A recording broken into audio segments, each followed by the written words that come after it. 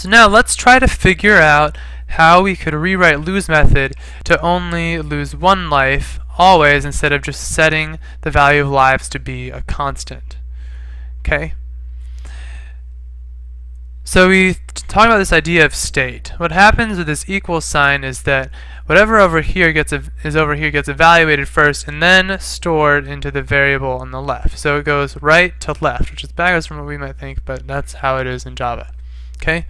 So if you think about it, really what we wanted to do when we said 2 is we wanted to say 3 minus 1, where 3 was the initial number of lives that we had.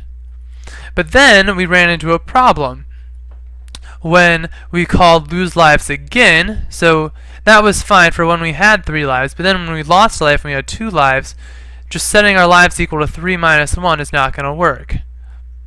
Instead, we would want to set it equal to 2 minus 1.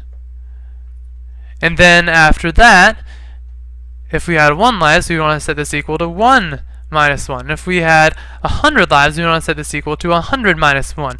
Or, a better way to say it is just lives. So, whatever we're going to set our lives property to be is 1 less than what the lives property currently is. And that makes sense. That's the kind of behavior we want.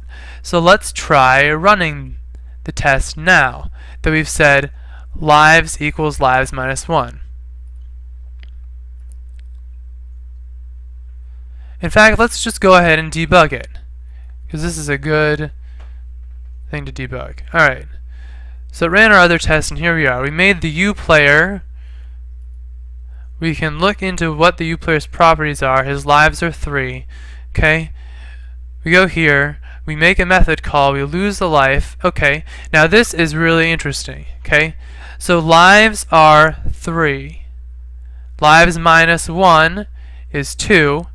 So what is the lives property going to be set at the end of this method? It's going to be 2. There we go. That worked. Okay, we step over again. Then we step over the assertion. Now here we go. Let's lose a life again. Step into. Alright, what's our lives currently? Our lives are currently 2. Then 2 minus 1 is 1, so lives in gets to be 1. Bam! That's it. Debugged. Alright, so then we do step over, and resume. Go back to the Java perspective.